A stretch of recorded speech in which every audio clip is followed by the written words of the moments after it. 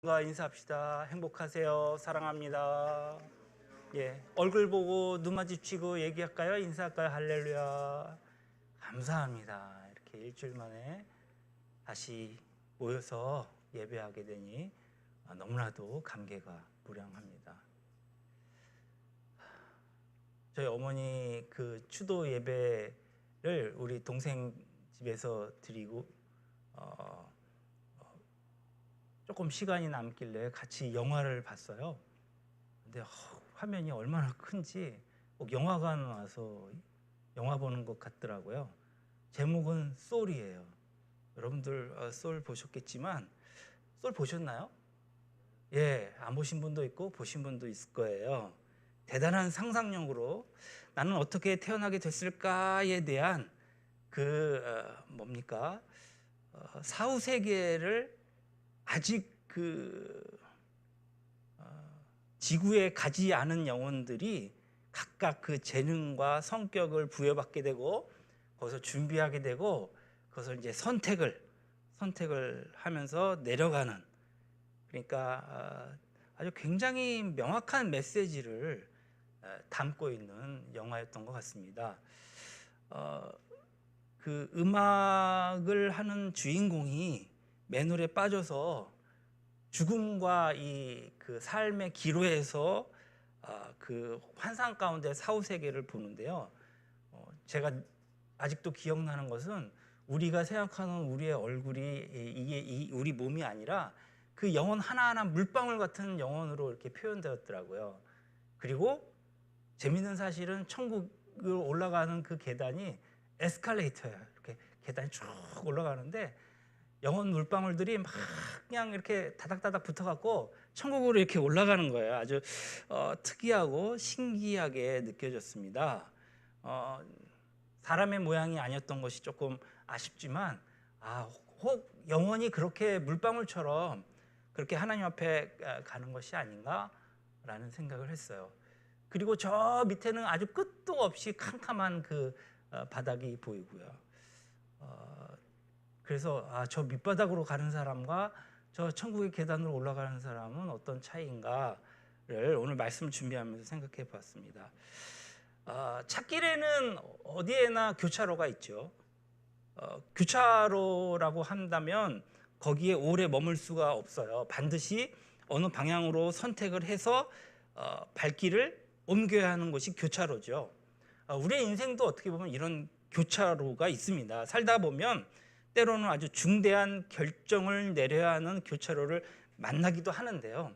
그런 경우 어느 방향을 선택하느냐, 내가 이렇게 좌로 가느냐 우로 가느냐에 따라서 자신의 미래가 좌우되기도 합니다. 이런 의미에서 인생은 하나의 선택이라고 말할 수 있습니다. 예수님께서도 이 세상에서 꼭 선택해야 할 두 가지 길이 있다고 오늘 말씀하시는 거예요. 하나는 뭐라고요? 좁은 길, 또 다른 하나는 넓은 길. 문도 이렇게 두 개가 있다고 하죠. 좁은 문과 또 넓은 문. 그래서 어느 것을 선택하느냐에 따라서 두 가지 결과가 기다린다. 그것은 어디가 기다린다고요? 그것은 영생이라는 곳과 멸망이라는 곳이 기다린다. 그러니까 좁은 길과 넓은 길의 교차로에서 어떤 사람은 넓은 길을 선택하겠죠. 그래서 넓은 길로 가다가 그 길이 알고 보니 멸망길이었다는 거죠. 어떤 사람은 좁은 문으로 선택하여서 좁은 길로 가다가 영생을 만나게 되었다. 넓은 문은 예수님을 하나님의 아들로 인정하기를 거부하고 그분을 믿지 않는 사람들이 주로 들어가는 문이다. 그 문에 들어가면서 앞으로 쭉 펼쳐질 길이 넓고 편안하고 안심하게 걸을 수 있겠다라고 생각하고, 게다가 그 길에는 여러 가지 볼거리도 많고 재미거리도 많고 마음껏 즐기면서 룰루랄라 걸어갈 때에, 그래서 그 길을 걷는, 그 길을 선호한 사람들이 많은데 그 길은 환락의 성이요 또 유혹의 성이요 정말 화려함의 극치를 이루는 성이었음에도 멸망길이었더라. 이렇게 얘기하다 보니까 우리가 몇 년 전에 철로역정 영화 본 것이 생각이 나더라고요. 주인공의 이름이 크리스찬이라는 아이가 철로, 그러니까 하늘의 길로 가는 과정에 여러 가지 겪는 사연들, 역정을 소개하는 것인데, 가다가 어떤 길을 만나요? 그 환락의 성을 만나잖아요. 그 성에 들어가니 유혹하는 것이 너무 많은 거예요. 그래서 저기서 잠깐 머물다가 큰 낭패를 당하고 어려움을 당할 뻔한 사실을 우리는 보았습니다. 그가 결국에는 좁은 길로 가게 되는데, 이 좁은 문 좁은 길, 그러니까 좁은 문이란 예수님을 하나님의 아들로 고백하고 자신의 구원자로 믿는 사람들이 발을 들여놓는 곳인데, 오늘 성경에는 누가복음 13장이랑 마태복음 7장에 비슷한 내용이 나옵니다. 좁은 문을 이해할 수 있는 배경을 제공하는데, 어떤 사람이 구원을 얻는 자의 숫자에 상당한 관심을 보이며 예수님께 오늘 질문하는 거예요. 예수님, 궁금한 게 있습니다. 우리가 성경에서 교회에서 구원 하는데 구원을 얻을 사람이 앞으로 많이 있을까요? 적을까요?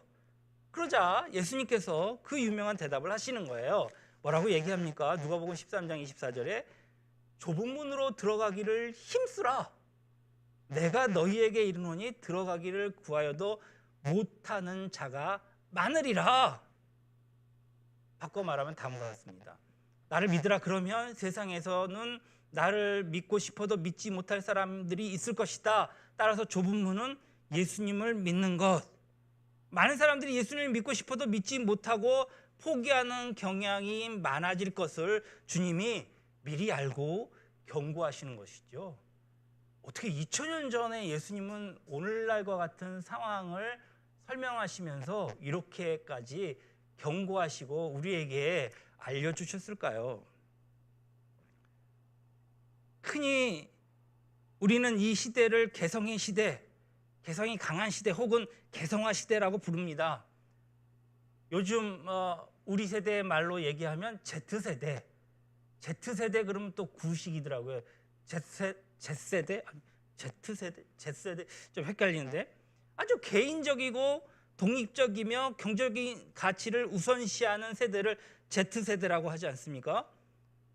여러분, 불과 반세기 전만 해도요, 개인의 취향과는 전혀 상관없이 정말 공장에서 대량 생산되어서 나오는 획일적이고 규격화된 상품만을 우리가 살 수 있었어요. 그러니까 선택의 여지가 없었다는 거예요. 그러나 Z세대의 등장에 기업들은 굉장한 그 곤욕스러워하면서 혼란을 느낍니다. 오늘날 상품이 다양화되어서 개인의 취향에 따라서 선택할 수 있고 주문 생산을 해야 하기 때문에 Z세대는 자신이 번 돈을 어떤 물건을 살 때에 가격과 서비스를 비교하면서 정말로 훨씬 정교하고 정말 선택을 잘하는 그러한 그 활동을 하죠. 한마디로 엘리트 소비자들의 집단이 되었다는 것입니다. 개성이 아주 각양각색인데다가 매우 강하기 때문에 자신이 좋아하는 것이면은 목숨을 걸어서라도 무섭게 몰두하지만 이거는 내가 싫어, 이거는 아닌 것 같아 하면 아예 거들떠보지도 않는 경향이 심화되고 있죠. 이러한 성향이 우리의 의식 세계에 크게 영향을 끼치고 있는 것입니다. 고지식하고 고집스러우며 하나만을 주장하는 식의 태도를 갖다 보니까 사람들이 점점 기독교에 대해서는 배타적으로 되어가는 것 같습니다. 그런데 예수님이 길이요 진리요 생명이라는 이 복음을 지난 2000년 동안 끊임없이 세상 사람들에게 전해오고 있습니다. 그런데 개성화 시대를 살아가는 현대인들에게는 복음이 너무나도 고지식한 주장으로 비춰지고 있단 말이에요. 다른 건 안 보인다, 오직 예수라는 말 자체부터 너무 독선적이고 거부 반응이 일어난다. 그런 식의 획일적인 진리를 받아들일 수는 없다. 이 세상에 종교가 얼마나 많은데 모든 종교에는 진리가 있고 어떤 종교들을 믿든지 구원을 받는다라고 하는 어떤 다원주의적인 사상이나 가르침을 선호한다는 것입니다. 갈수록 넓은 길을 선택하는 사람이 많아진다는 것이죠. 최근 코로나 팬데믹 이후에 잘못된 인식을 가진 일부 사이비 기독교, 이게 기독교라고 할 수 있을까요? 이단, 정말 원시적이고 이기적이고 이 부정적인 행동의 영향으로 인해서 오히려 우리처럼 선량하게 예수를 믿는 사람들이 지탄을 받고 또 욕을 먹고, 예수님만이 우리의 구원자라고 하는 이 주장이 정말 많은 사람들에게 기독교의 좁은 문에는 발길이 뜸해지고 나중에는 길이 점점 좁아져서 이제는 두 사람이 함께 걷기조차도 힘든 협로가 되고 말았다는 것입니다. 그러나 이와 같은 시대에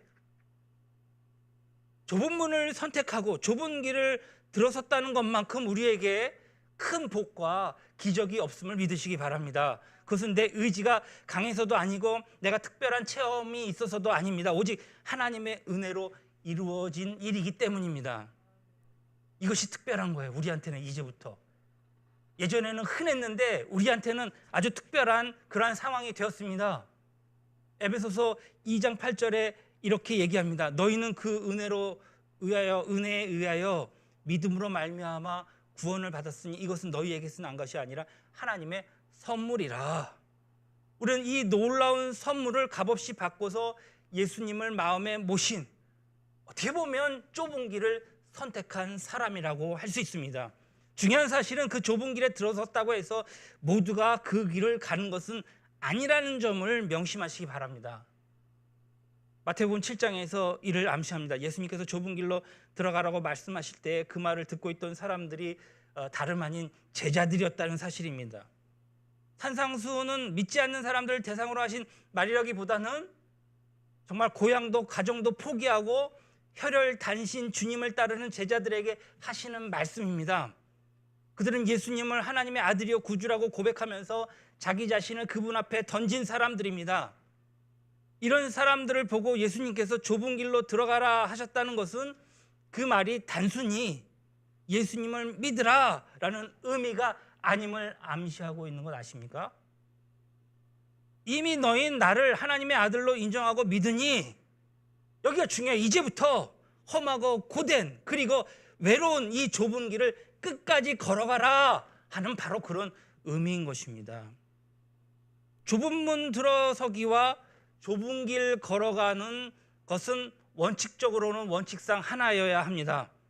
그러나 교회 안에서도 좁은 문으로 들어가기는 했지만 걸어가야 할 그 길, 그 형세가 만만치 않은 것을 보고 그 길을 기피하는 그러한 교인들이, 그러한 성도들이, 그러한 청년들이 많이 있다라는 사실입니다. 마치 그 둘이 별개인 것처럼 예수님 믿는 것과 예수님 따라가는 것이 일치하지 않는 것이 자연스럽게 받아들여지고 그렇게 생활하고 있다라는 말이죠.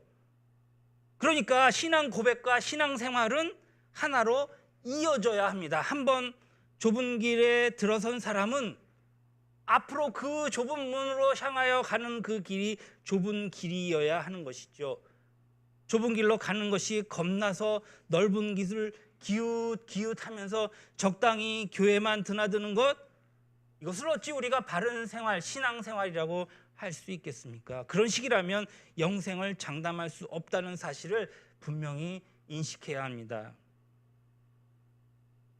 당신이 과연 좁은 문으로 들어왔으며 좁은 길로 가는 하나님의 자녀인 것을 알고 싶다면 세 가지 질문을 해봐야 합니다. 내 자신에게. 첫째, 세상에서 신앙생활을 하는 것이 정말 어렵다고 생각될 때가 많은가?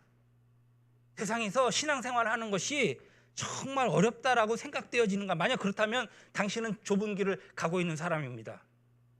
간혹 예수님을 믿는 것이 무조건 좋은 것이라고만 생각하는 분들이 있어요. 목사님, 나는 예수님 너무 행복하고 너무 기뻐요. 내가 예전에 예수님을 알았다면 정말 더 열심히 했을 것인데 왜 좀 빨리 믿지 않았나 후회스러울 때가 있어요. 예, 이것은 물론 아주 자연스러운 반응입니다. 정상적인 반응이에요. 예수님을 믿는 것만큼 세상에서 우리 가슴을 뜨겁게 하는 것도 없기 때문이죠. 그러나 만약 이것이 신앙생활의 전부라고 그렇게 믿는다면 그는 아직도 어린아이의 신앙을 가진 사람입니다. 왜냐하면 신앙생활이 항상 이 튼튼한 길만이 있는 것이 아니기 때문이죠. 그러면 이내 낙심하고 실망하고 시험에 빠져드는 것입니다. 등산을 가는 어른들을 따라 나온 67살의 어린아이를 상상해보면 아주 쉽게 알 수 있습니다. 저는 개인적으로 40 이후에 등산을 해보지 않았습니다. 그 참고입니다. 아이들이 처음으로 간다는 것 자체에 얼마나 기쁘고 좋습니까? 막 흥분되고 이리저리 뛰어다니고 야닥법석입니다. 그러다가 등산이 시작되고 두어 시간 지나면 이제 산이 점점 가파라지고 힘이 들기 시작하면 금방이라도 죽을 것처럼 막 앓는 소리를 냅니다. 어부달라, 못 가겠다, 쉬었다 가자, 뭐 먹고 가자, 막 그 자리에서 막 주저앉기만 합니다. 만약 기분 좋은 것은 아직 등산이 무엇인지 잘 모를 때의 일인 것이죠. 처음에 신앙생활 할 때 막 그 찬양 가운데 그 기쁨과 감사와 그 희열 이런 것만 생각했던 사람이 실제로 높고 험한 산에 오르기 시작하면 그게 얼마나 힘든 일인지 알게 되기 때문에 여기부터 막 갈등이 생기기 시작합니다. 신앙생활도 이와 마찬가지입니다. 초기에는 세상이 달라 보이고 모든 것이 감사할 뿐입니다. 그러나 시간이 흐르면서 하나님의 말씀과 그분의 요구를 깊이 깨닫고 변화된 자신의 신분이 얼마나 고상하고 거룩한지 그것을 인식하면서 신앙생활을 하는 것은 만만치 않게 느껴집니다. 더욱이 세상이 악하면 악해질수록 하나님의 자녀로서 사는 것이 얼마나 힘겨운 일인지 우리는 절감할 수밖에 없습니다. 그것이 오늘날 저와 여러분이 사는 이 세대, 바로 이 코로나 세대의 현상인 것이죠. 흔히 신앙생활을 연어가 강물을 거슬러 올라가는 것에 비유합니다. 바다에서 마음대로 자유롭게 돌아다니다가 이제 산란기가 연어가 되면은 자기가 태어난 강으로 거슬러 올라가서 그곳까지 갑니다. 큰 물줄기를 거스르는 이 강 상류를 올라가는데 여러분들 영상으로 많이 보셨겠지만 그 연어가 막 툭툭 뛰어 오르면 커다란 절벽도 막 거뜬히 넘는 것을 보게 됩니다. 연어잡이를 하러 나온 이 곰들이 있어도 그것에 아랑곳하지 않습니다. 도중에 몇 마리는 잡혀 먹던지 그거 상관없어요. 계속 전진하는 거예요. 다만 죽은 연어는 그냥 강물에 떠내려갈 뿐입니다. 신앙생활도 이처럼 세상 물결을 따라서 마음대로 떠다니는 사람들에게는 하나도 어렵지 않습니다. 그러나 그 물결을 거슬러 올라가기를 각오한 사람에게는 그 무엇보다도 어렵지 않겠습니까? 마태복음 16장 24절, 신앙생활이 힘든 이유를 다음과 같이 얘기합니다. 예수께서 제자들에게 이르시되 누구든지 나를 따라오려거든 자기를 부인하고 자기 십자가를 지고 나를 따를 것이니. 신앙생활은 예수님을 따라가는 것인데 그것은 자기를 부인해야 가능하다는 말씀이죠. 자기를 부인한다는 것은 예수님을 몰랐을 때 가졌던 자기를 위한 그 뭡니까? 꿈, 욕심, 이런 것들 바라는 것을 의미합니다. 예수님을 믿었지만 우리 속에는 아직도 부패한 그 옛 본성이 자리 잡고 있어서 막 낚아올린, 어떻게 보면 막 참치 이런 것처럼 막 날뛸 때가 많이 있단 말이에요. 예수님을 믿지만 예수님의 제자답게 거룩한 삶을 살려면 무엇을 지어야 한다고요? 십자가를 지어야 한다고요. 십자가를. 자기를 부인하는 과정이 필요합니다. 그렇게 되면 세상 사람들이 좋아하는 것들을 즐길 수가 없게 돼요. 더 이상 그들의 가치관을 수용하지 못하는 경우가 많이 생기는 것입니다. 세상에 살지만 세상에 속하지 않은 자로서 하나님의 자녀다운 차별성이 드러내야 한다는 것, 온갖 불이익과 핍박을 당할 때도 있고 고독한 길을 선택해야 할 때도 있는 것이죠. 이처럼 신앙생활을 자기 부인을 전제로 하는 것임에도 우리는 우리 안에서 아직도 이런 사실을 모른 채 세상과 버타여 사는 사람들이 얼마나 많이 있습니까? 설령 우리가 안다 해도 이것들을 무시하며 살아가는 것이 현실입니다. 자기를 부인하기보다 긍정하기에 바쁘고요. 옛 자아의 소욕을 포기하기는커녕 그것을 성취의 수단으로 신앙을 이용하려고 하는 것이죠. 이런 사람은 좁은 문으로 들어왔을지는 모르겠습니다. 그러나 좁은 길을 걸어가는 사람은 아닙니다. 과거에 우리의 선배 믿음의 성도들은 그들의 삶은 몸서리가 처질 정도였습니다. 가난을 꼬리표처럼 달고 살았으며 세상에서도 정당한 대우를 전혀 받지 못했습니다. 성도들이 갖다주는 성미가 떨어지면 성미가 떨어졌다는 말도 못하고 그저 주님의 이름만 부르면서 복음을 위해 살다가 정말 아무 이름 없이 그냥 생을 마치기도 했습니다. 신앙생활을 바로 하려면 자기를 부인하기 때문이어야 하기 때문에 그들은 몹시 힘듦에도 주님의 십자가를 붙들고 기도하며 나갈 수밖에 없었던 것입니다. 그래서 더욱더 하나님 도와주십시오. 하나님이 주시는 은혜가 없으면 저희는 도저히 견딜 수가 없습니다. 당신에게 이런 고통과 어려움이 있습니까? 이런 땀방울과 눈물이 있습니까? 그렇다면 당신은 좁은 길을 가는 하나님의 자녀일 것입니다. 당신이 대답해야 할 두 번째 질문은 신앙생활을 바로 하기 위해 당신은 희생을 치르고 있는가입니다. 만약 그렇다면 당신은 좁은 길을 가는 사람입니다. 누구든지 나를 따라오려거든 자기를 부인하고 자기 십자가를 지고 나를 따를 것이니라. 이 말씀은 희생에 대해서 다시 한번 생각해 봐야 한다는 말씀입니다. 십자가를 지는 것은 자기 희생이자 값을 치르는 것이거든요. 윌리엄 바클레이의 말처럼 기독교에는 항상 십자가가 존재합니다. 우리가 믿는 종교는 십자가의 종교입니다. 예수님은 이 십자가를 숨기려 하지 않았습니다. 대중들에게 인기를 얻기 위해서 그가 좋은 말로 좋은 설교를 하려고 정말 신앙생활을 비단을 싸듯이 보기 좋게 포장하시지 않으셨단 말씀입니다. 예수님은 끔찍하게 들리는 그 말씀을 종종 하셨습니다. 마태복음 10장 36절로 37절 말씀입니다. 사람의 원수가 자기 집안의 식구리라. 아버지나 어머니를 나보다 더 사랑하는 자는 내게 합당하지 아니하고 아들이나 딸을 나보다 더 사랑하는 자도 내게 합당하지 아니하며.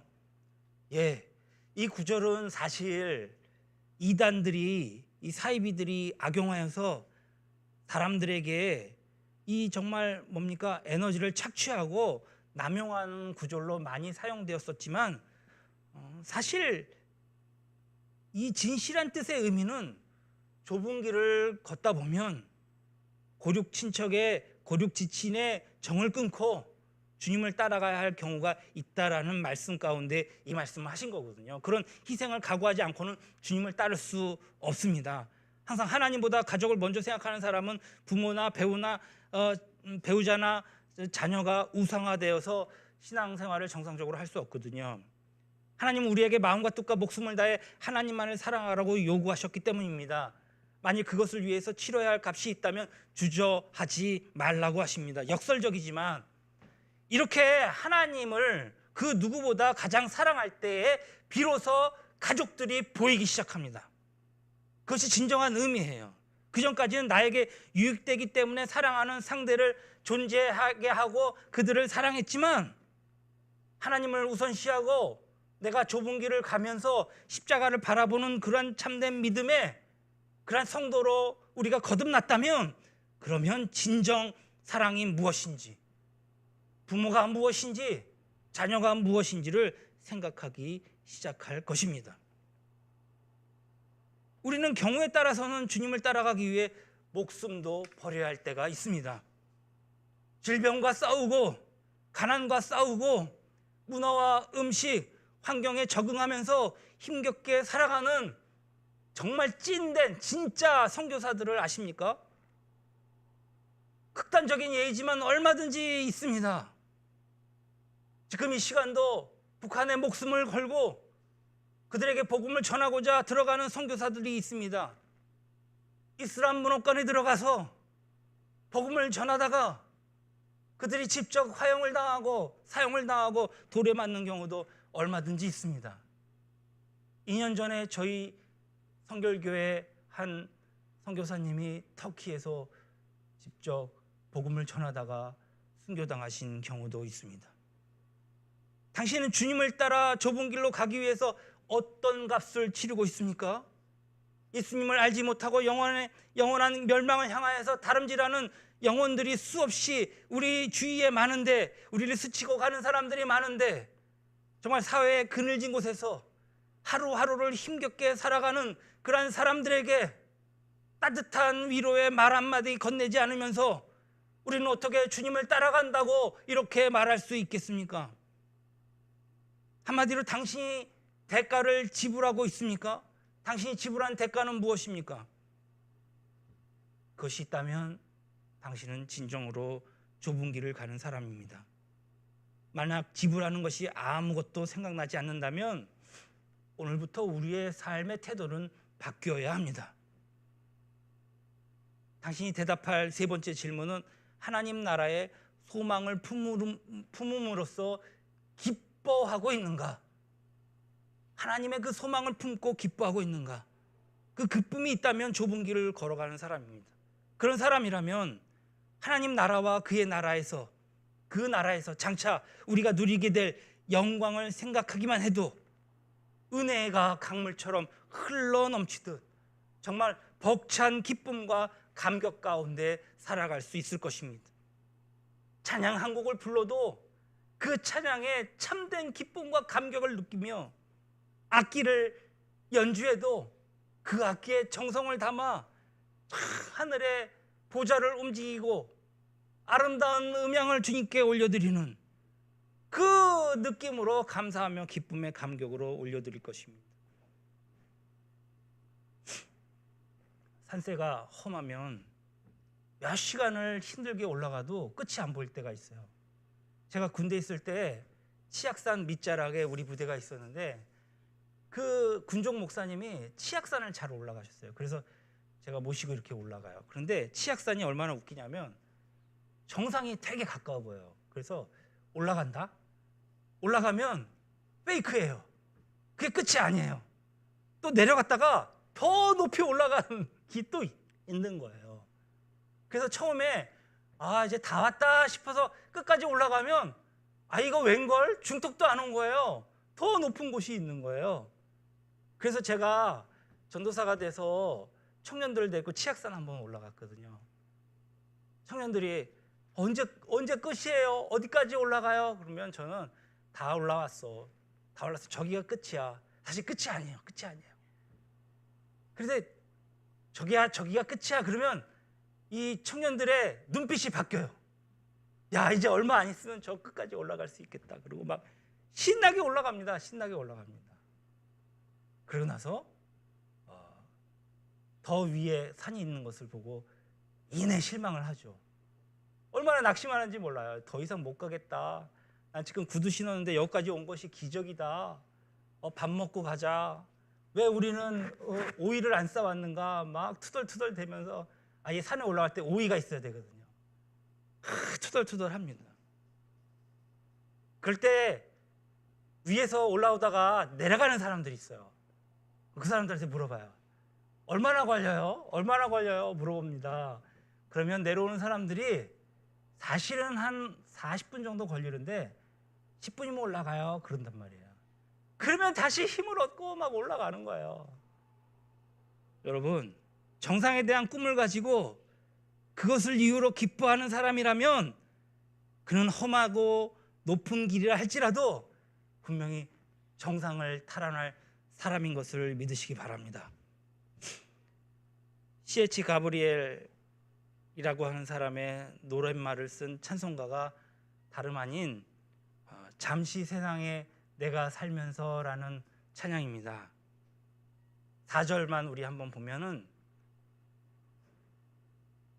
한숨 가시고 죽음 없는 날 사모하며 기다리니 내가 그리던 주를 배울 때 나의 기쁨 넘치리라. 열린 천국문 내가 들어가 세상 짐을 내려놓고 빛난 면류관 받아 쓰고서 주와 함께 다스리리. 자기를 철저히 부인하면서 신앙생활을 하는 것, 그것을 원하는 사람입니까? 비록 무겁지만 십자가를 지고 주님의 길을 따라가는 것을 기뻐하십니까? 그렇다면 분명 좁은 길을 가는 성도요 영광스러운 주님의 제자일 것입니다. 그러한 이들에게는 주님이 영생을 선물로 주신다 하셨습니다. 철로 역정의 그 청년, 크리스찬이한 청년은 죽음을 통과해서 아주 아름다운 천국에 들어가 주님께 영광의 면류관을 받는 것을 보셨죠. 우리 모두 그날이 오기까지 절대 포기하지 말고 이 좁은 길을 함께 걸어가는 하나님의 백성 되시길 주님의 이름으로 축원합니다. 할렐루야. 주님 감사합니다. 주님 다시 오실 때